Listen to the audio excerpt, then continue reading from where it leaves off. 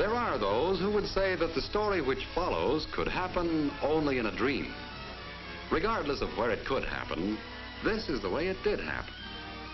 The story involves Bill Dudley, a mighty darn good wholesale bakery salesman, a character named Red, who actually is nothing more than a file clerk, and one named Whitey, who is similarly employed, so to speak.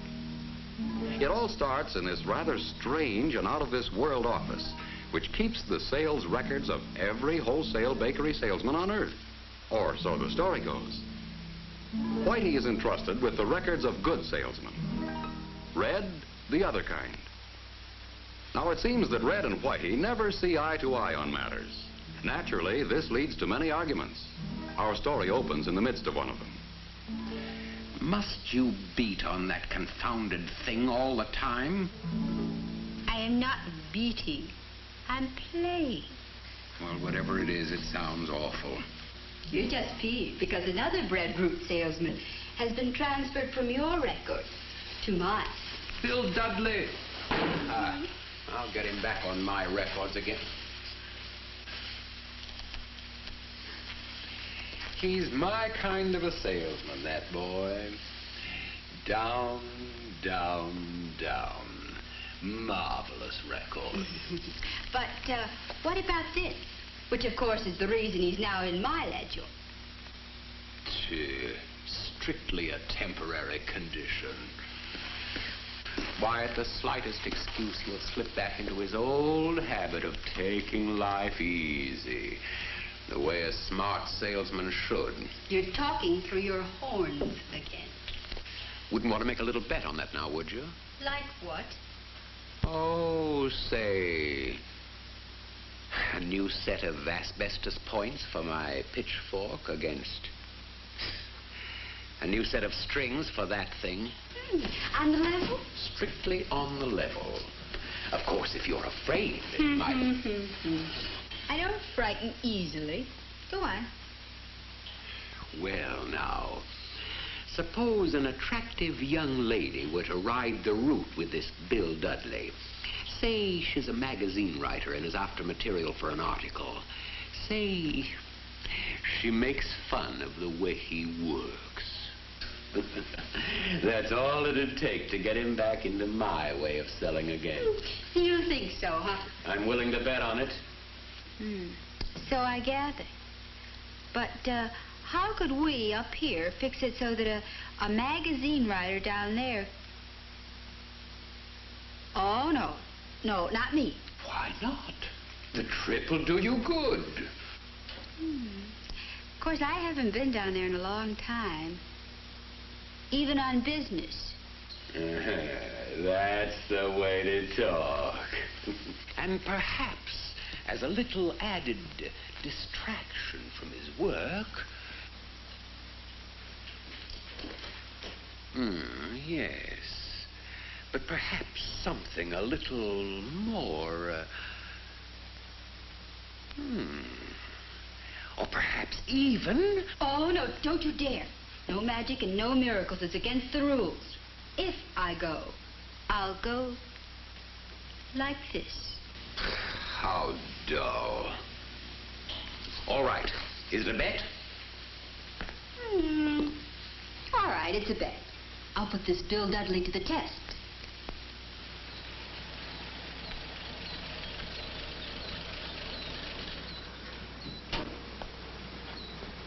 Hi. Let me see if I got this whole thing straight now. You're a writer. Mm-hmm. And you want to do an article on modern food merchandising. That's right. And the boss said it was okay for you to write with me today. Uh-huh. Well, it's okay with me then, but I'd sure have a tough time making my wife believe this one. Well, so would I. Come on.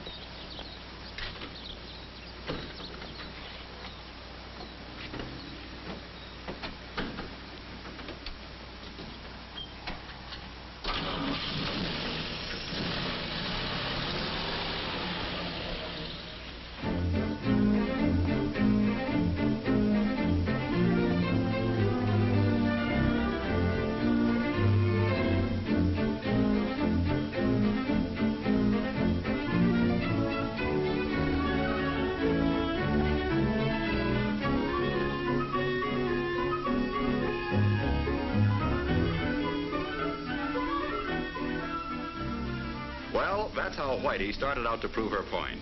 But Red was not far behind. Hey, you're not down here just for the ride, you know. Start working on the guy. We got a bet on.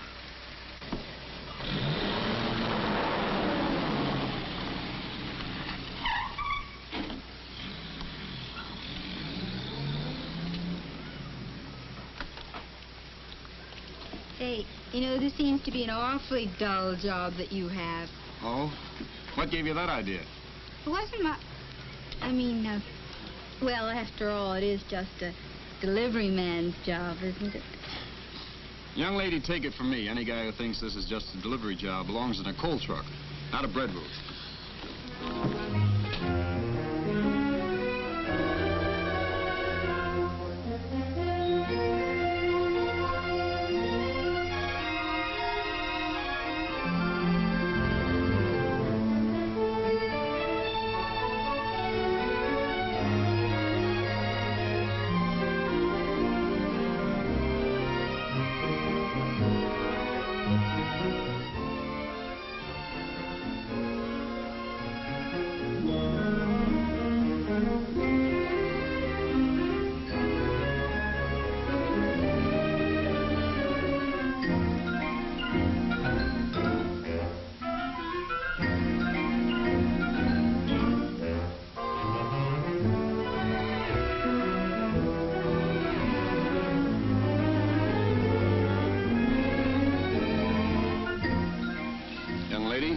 You sit there.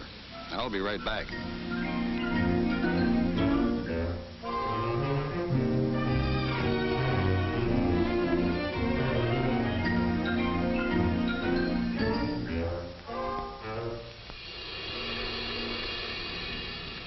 Well?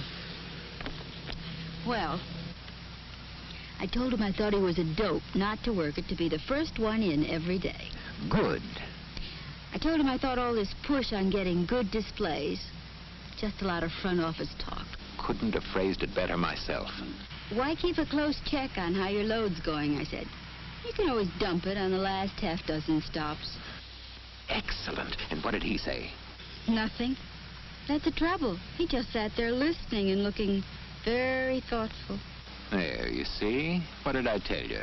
My bet's practically won. Gee, you know, I would have sworn that nothing could make him slip back into his old selling ways.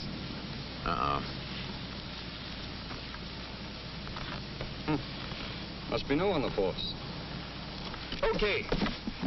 You've talked. I've listened. Now it's my turn. I talk and you listen. First of all, take a look. A loaf of bread. An important food, a healthy food, and a basic food that can be served in more than 100 different ways. And give a look. Not just one kind of bread, but a whole variety. And not only bread, but a whole variety of all types of baked goods. Are you, by any chance, trying to say that you think this business of yours is important? That's exactly the way I feel about it. Uh-oh. There's something about that guy's tone of voice I don't like. But just because we're important in the food picture doesn't mean a guy can sit back and take it easy on this job. Why not? Well, because folks have to go to stores to buy my stuff. So? So, in these stores, there can be as many as 3,000 different food items that are just itching to latch on a part of their food money, including a few other brands of baked goods. So, it's one great big scramble. Up and down the aisles the shopper goes, and what she'll buy, nobody knows. For sure, that is. But every food item tries to make the grade by looking so doggone good she just can't resist buying. Appetite appeal, we call it. And how do you get it? That's just what I was going to ask you. Well, one way is to let the shopper see the actual product. Yes, sir, you can write this down in your notebook. For making the best impression, nothing beats seeing the actual product. Now, one way to get it is with modern packaging. But that's not all. Now, for best appetite appeal, you also have to have good displays. Displays that sell. And believe me, top salesmen are using all the tricks in the book to get them. Tie-in displays with go-together food products. meal suggestion displays, and a lot of others. So when you stop and think about it, this job of mine is anything but dull. But still, doesn't it get monotonous doing the same routine things every day? Every day is different on this job. Every store is different, depending on what bullseye I'm working on. Bullseye? Sure. You know, a while back I decided this could be a better paying job if the guy used his noggin. That's when I set up 3 bullseyes. Here they are. Grocer goodwill, plus volume, and selling displays. The things I'm aiming for in every store on my route. Anytime you can do something to make yourself better liked in a store, or up the volume in a store by even 1 loaf of bread, or get a new display idea, can mean more dough. I'm just crazy enough to like the feel of more money. That's why I keep aiming for those bullseyes. Well, I better wind up Nellie and get going. Huh. It's jerks like that that end up as supervisors.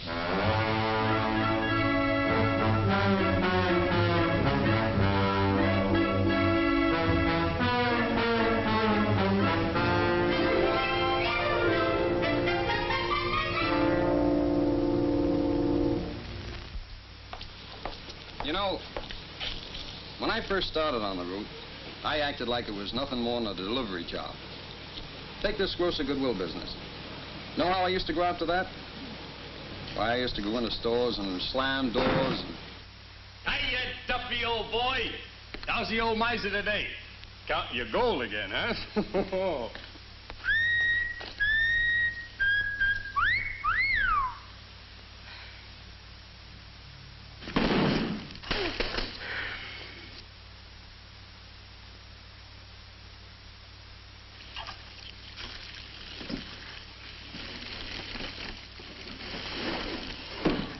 Sorry, Duff.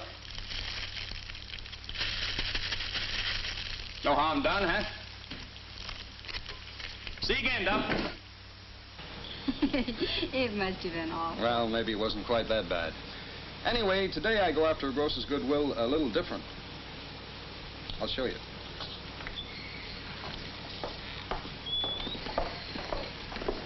Morning, Mr. Marco. Good morning.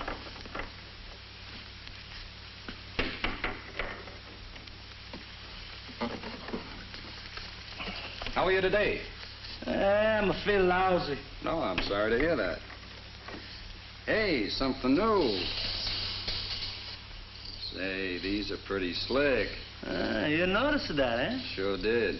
Yeah, I bet your customers will go for them, too. With my customers, maybe yes and maybe no. We'll see. Go on, you know doggone well they will. Be right back. You see, I want every grocer on my route thinking, that Bill Dudley is okay. Never slams doors. Always seems friendly, always got a smile. Always interested in my store, treats my place with respect. Never slams his trays around or makes a nuisance of himself. I like to do business with salesmen like that. believe me, building up goodwill is important. Without it, you get nowhere in selling today. Look, why don't you stay here and rest a minute while I go in and check the sales? Don't run off now. Oh, I wouldn't think of it.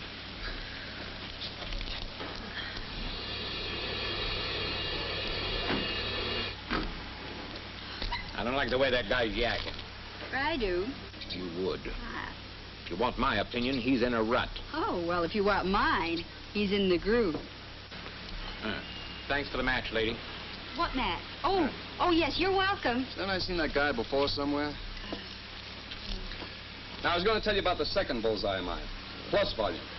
One way to go after it is to use this and this. What's this? That, my young lady, is my business Bible. I've got a complete and up-to-date picture on every stop on my route. I know exactly what sells in each store and what doesn't. I know what new items I've tried in each stop, how each one is done. No guesswork. The facts are all there, and they're up to date. Well, team up these facts with a little bit of this, and you can go after plus volume without the risk of getting stuck with a lot of returns. So a guy gets returns. So what? Let the boss worry about him.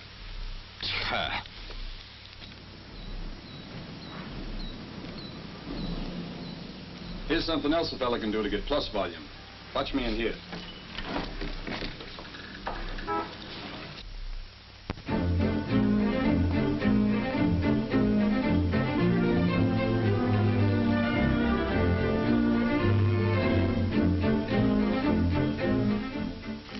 Say, Mr. O'Connor.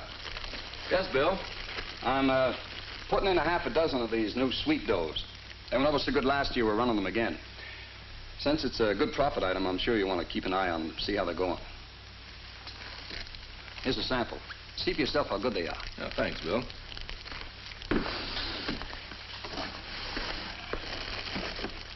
You see, talking it up is another key to getting plus volume. You can get in a good plug when you introduce a new package, a new product, or a special. The more you talk it up, the better chance of getting him to push it. But what was all this mumbo-jumbo business with so many of this at so much and so many of that at so much at the last store? Oh, the count check. That's something I always do before I put the stuff on the shelves. Avoids mix-ups later on. And this is especially important in big bakery departments. You see, in supermarkets, there are a lot of bakery salesmen coming in. And the count check also reminds the grocer of what baked goods of mine he's got to sell. The better he knows my products, the better chance of getting his help in selling them. And that makes for plus volume for me. And then there's that third bullseye of mine, selling displays. You know, that can be a little rough. You see, well, take this route of mine. I've got all kinds of bread racks and display shelves. Some of them are pips. I guess other guys' routes are the same way. I used to give up easy on displays. I had only one rule I followed. As long as the stuff didn't fall on the floor while I was there, it was okay. No more, though.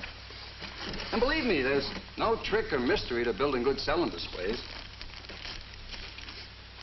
Just stack the bread so the brand name shows best and shows off the bread to best advantage. And give the specialty loaves the best display space. And don't squash bread to get it in. If a store is selling more bread than I got room for in my display space, I talk to the grocer about giving me more room, say near the checkout counters or on the counter next to the register. Now, baked goods are impulse items, too. So I always display them as near eye level as I can, so they're easy to see and easy to reach. When you figure a shopper spends an average of only 35 seconds in a baked goods department, there's not much time for your display to work on them. So display it within easy reach, group the items together, keep from burying any item out of sight. But you know, a lot of the other bread boys are doing that much. So how do you get the jump on them? With special display and promotion ideas. Take the other day. I noticed the stop on my route was running a special on hamburger. Okay. So I talked the grocer into including rolls in a special display next to the hamburger. That's where getting goodwill pays off. If you got the grocer's goodwill, you can get extra selling displays in the store built around special promotions. Picnic displays, especially good just before holidays and weekends in summer. School lunch idea displays, especially good in fall. Better breakfast displays, or any others that tie in with national promotions. Seasonal promotion displays, fruitcakes around Thanksgiving and Christmas. Hot cross buns and Easter cakes at Easter time. Displays that suggest ideas for all types of entertaining. And I use all the banners and cards and streamers or printed promotional material I can get. Anything to give any display more sell. But all this talk of mine boils down to just this. This is a tough business, a mighty competitive business. But for the guy who aims for grosser goodwill, plus volume, and selling displays, there can be a darn good one, too. Well, now, that was quite a speech. Oh, I'm sorry if I bored you. Bored me? Oh, no, quite the opposite. But tell me, how in the world do you get all of those things done? Oh, the whole secret to that is taking it in small chunks. Maybe 1 week I'm shooting for special displays in 10 of my best stops. Next week, 10 more, and so on. After all, that's only 2 a day. Or maybe my goal for this week is to spend a couple of extra minutes in my biggest volume stops just to work on goodwill. Always got something cooking at a few stops. Always something aimed at one of these bullseyes. Grosser goodwill, plus volume, selling displays. And are you sure nobody could unsell you on these things? Not a chance. I like the payoff too much. Well, don't you ever slip up? Sure, I'm just as human as the next guy. That's why I keep these bullseyes handy, so that a small slip-up doesn't turn into a big trip-up. Well, off to the races. What do you say?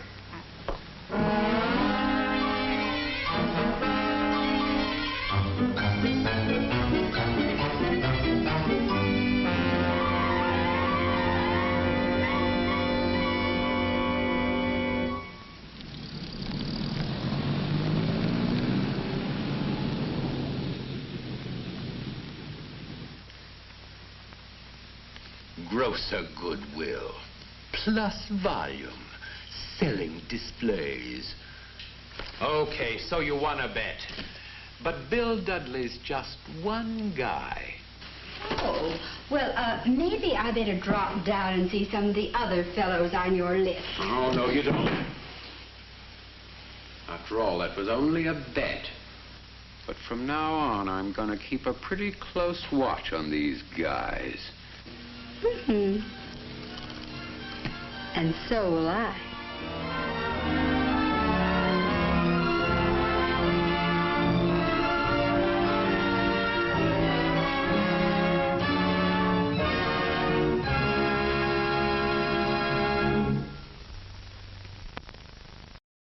Naturally, this leads to many arguments.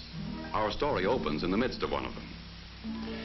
Must you beat on that confounded thing all the time? I am not beating. I'm playing. Well, whatever it is, it sounds awful. You're just peeved because another breadfruit salesman has been transferred from your record to mine. Bill Dudley! I'll get him back on my records again.